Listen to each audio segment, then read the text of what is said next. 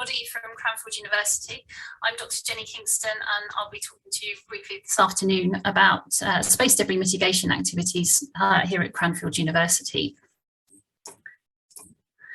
So this presentation will cover a little bit of background about space debris, what it is, why it's an issue, then move on to look at the kind of activities that we've been doing here at Cranfield over the recent years in debris mitigation, and then concluding with a little bit about what the future might hold for us in this area. And the aim of this presentation is hopefully to be a bit inspirational to new younger researchers and early career space engineers to see what kind of activities our students and young researchers have done at Cranfield in this area, and also to give some context for you as you start your careers, as you'll be working in the space sector, and you need to be aware really of the space debris situation and activities surrounding that. So just to give a bit of context, space is big. So historically, really little attention has been paid to clearing up after space missions. And that's really how we've got ourselves into the situation that we're currently in. So it's a bit similar to the way that we've approached disposing of rubbish in oceans and rivers and things like that, and polluting the atmosphere. So as a result, since we started launching things into orbit and making use of space and satellites, the population of artificial objects in Earth orbit has grown hugely. And so the old approach really was to not really be concerned about jettisoning objects, leaving satellites and rocket upper stages in orbit at the end of missions. And so as a result, we're now well over 700,000 debris objects in Earth orbit with the potential to destroy or damage operational spacecraft. And actually only a few thousand of these are actually operational satellites. So as an example, the ESA ENVISAT launched in the early 2000s had no deorbit plan. And this is an object, you know, the size of a large bus, mass of over 8 tons, which could become a significant contributor to debris growth. So clearly there was a need to change the approach. So it was recognised that yes, space is big, but that population of satellites and space debris is growing fast. And the relative velocities can be such that even a small object can cause really catastrophic collisions. You can see in some of the images on the top there that very small objects can cause a huge impact damage. Impact velocities can be over 30,000 miles per hour, so clearly very high energy. So back even in the late 70s, the Kessler syndrome, which was a collision cascade effect of space debris objects, was proposed by Donald Kessler of NASA, that if this debris population gets large enough, we could end up with a cascade effect and make regions of space actually unusable. And that brought attention to the issue. And we're today seeing the effects of debris, so we're seeing collisions in space. The debris population is rising, and the risk of damage to operational satellites is definitely increasing, and it's becoming something that even the general public is aware of. And the issue is becoming even more important with the advent of these mega constellations like Starlink, OneWeb, and so on.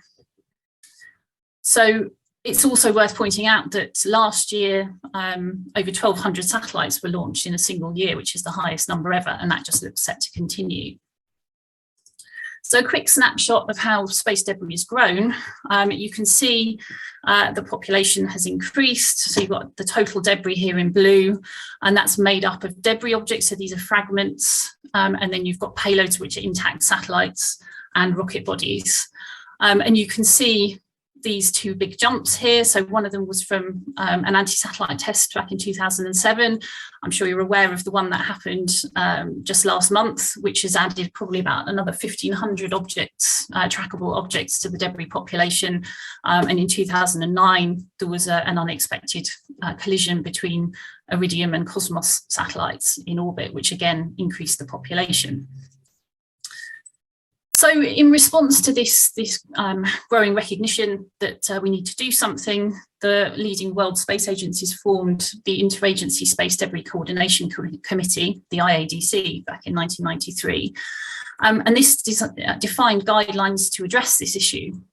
And these guidelines come into two categories, really. One of them is mitigation, which is what we're going to be focusing on over the coming slides, which is to avoid creating new debris. So you avoid releasing objects, you remove your satellite from any protected orbit regions, at the end of your mission. You don't just leave things up there, you get rid of them at the end of your mission, ideally within 25 years. You use collision avoidance, and at the end of your mission, you passivate your satellite. So you get rid of any pressurized vessels, you discharge batteries, you empty fuel tanks, so that you minimize the risk of your satellite exploding at a later date and causing more debris objects.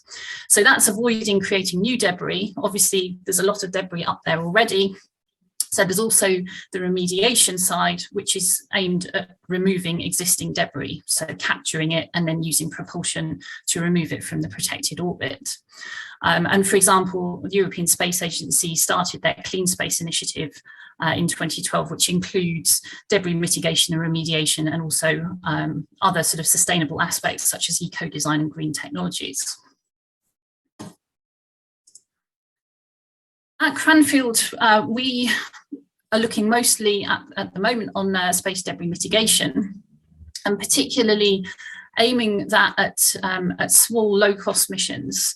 So many small, low-cost satellites might have limited or no propulsion, so it's very difficult for them to follow these guidelines and remove themselves from orbit at the end of their mission. So what we've developed in Cranfield is what's known as a drag sail. So these are drag augmentation systems for use in low Earth orbit, where there's some residual atmosphere. So the principle of these is that you deploy a lightweight sail at the end of the satellite mission, and it increases the natural orbital decay rate because it's increasing that cross-sectional area.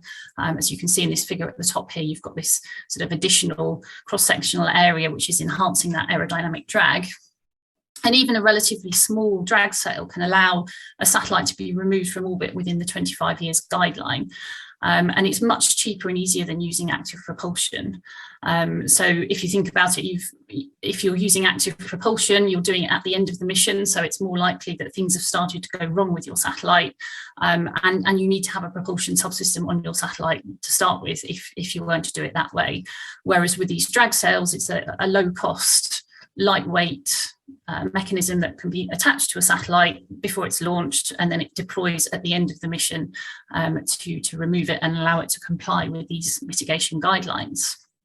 And so you can see on the figure here that you can actually bring satellites down within the 25-year guideline from higher orbits than you would without a drag sail, for example.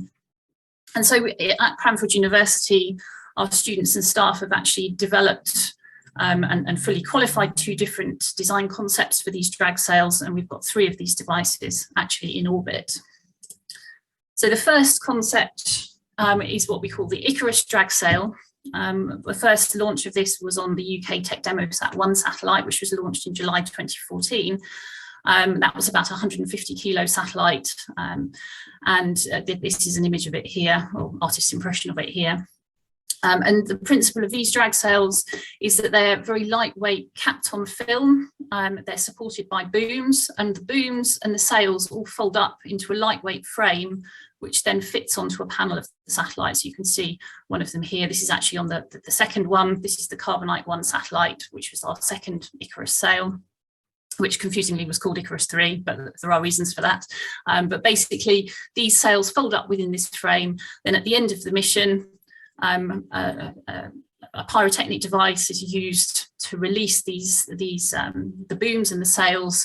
It's all based on stored energy within tape springs. So there's no active deployment. You just have to release it and it comes out, and then you end up with these large sails having been deployed.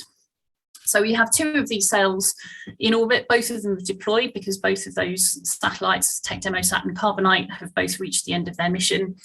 And so they've deployed their sails, and they're currently deorbiting. We're actually monitoring those and seeing the increase in the orbital decay rate as a result of the sail deployment. And this just shows the engineering model of our Icarus 3. So this is just in the lab at Cranfield. I'll repeat the video just so you can see that again. So you can see it goes from being this very small self-contained frame, everything then folds out, and the sail is deployed and increases the drag area. Then we have another different kind of design, again using the principle of stored strain energy in a boom, but this is much more compact. So this is known as our deorbit mechanism, or DOM, and our prototype for this was launched on the ESA SEO student satellite, launched back in 2018. It's a more compact design, currently has a much smaller sail, so it works on the principle of having a long sort of steel tape measure type tape spring wound around a central spool, along with folded up sails, and it fits into a very small package, sort of CubeSat scale, fits on the panel of the satellite. Now you can see it's stowed and there it's deployed, and there are the sails which are folded up. Again, it's released using little pyrotechnic cutters, which cut through the retaining cord and allow the booms to deploy. And again, I've got a deployment video for this one.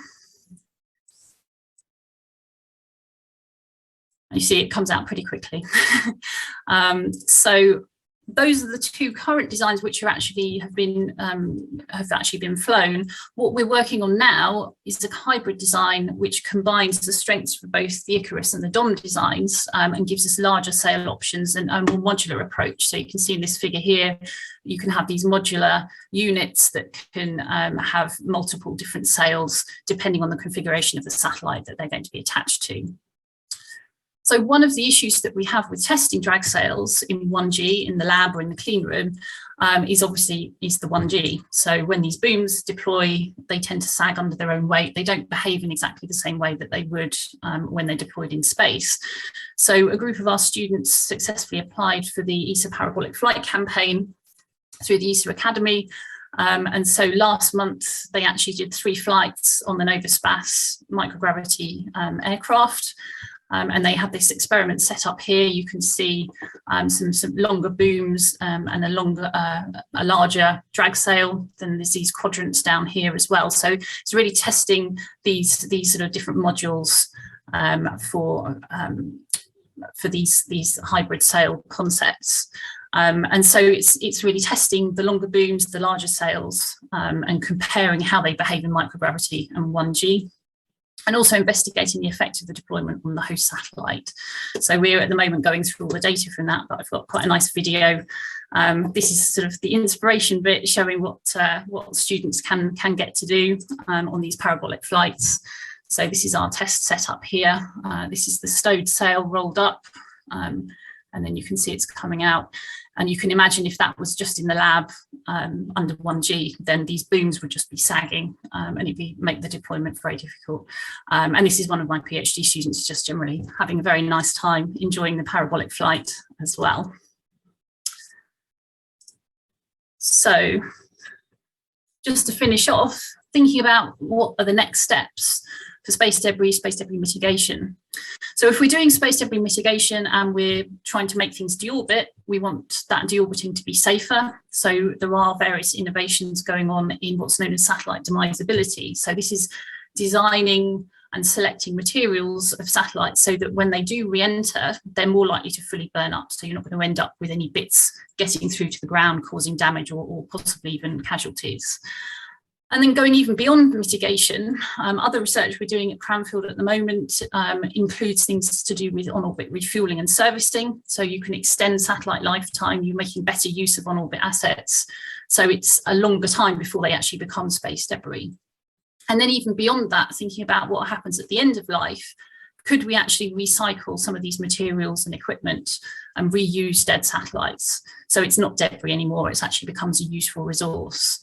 So we're actually using that material for in-orbit repair and manufacture of new spacecraft.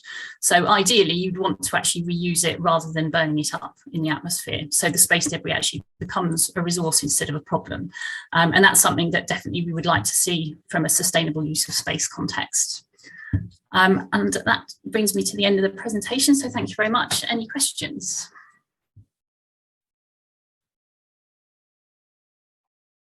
Thank you, Jennifer, for this really interesting talk.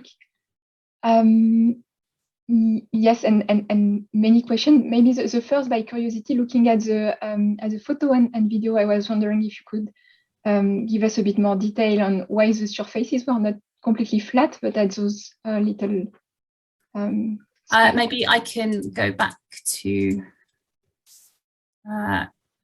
was it for maybe for this one or, oh. So do you mean the surfaces of the sail? Exactly, yes. Yeah, so actually part of it is because obviously they're very tightly folded before the deployment.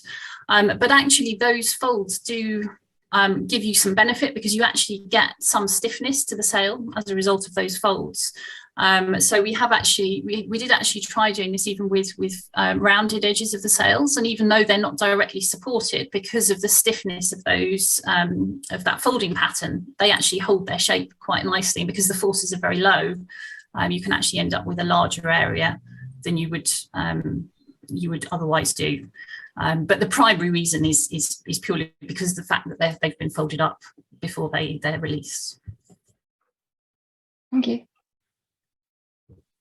Thank you for those additional information.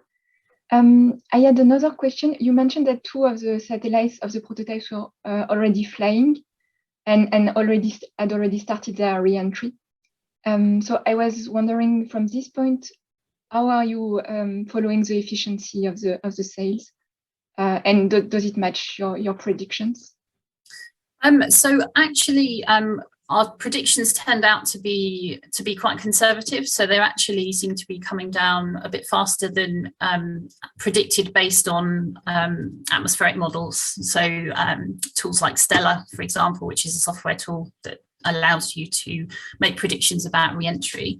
And we've been looking at how the re-entry is going, basically just looking at the publicly available 2-line element set for the satellite, so you can actually see how the orbit's varying over time, and from that you can see how the ballistic coefficient changed. So there's actually a sort of sudden change in ballistic coefficient of the satellite when we deployed the sail. So that was a very nice indication that the sail deployment had been successful.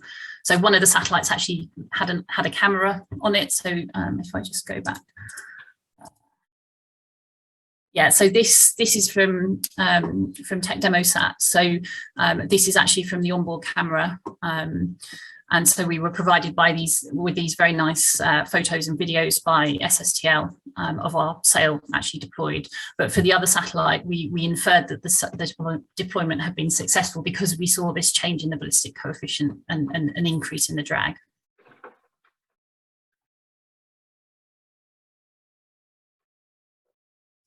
Okay, this sounds really promising. Maybe a last question before we arrive at the end of our time allocation. Regarding this growing problematics of the space debris, maybe for our audience and to understand, do you foresee the creation of the new kind of space engineering role for future missions?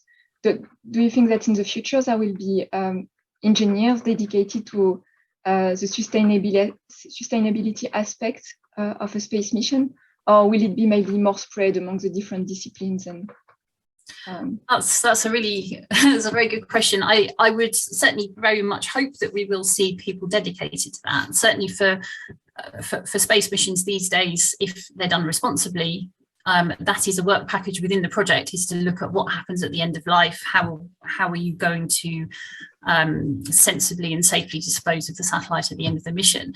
But going beyond that, I think there are going to be a lot of opportunities in the future for creative ways of actually making use of the materials that we already have in space. So we've done several projects in Cranfield already looking at perhaps reusing bits of structure that's already up there.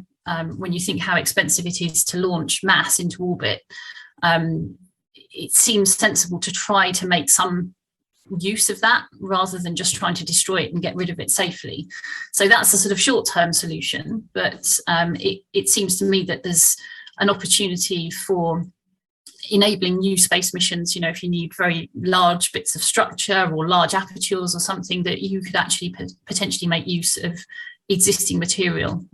We already see things about asteroid mining and things like that, but why not mine the resources that we have actually put into Earth orbit and try and do something useful with that? So I'd certainly love to see this sort of new generation of space engineers who are coming out now and starting their careers to actually be working in those kind of areas in the future.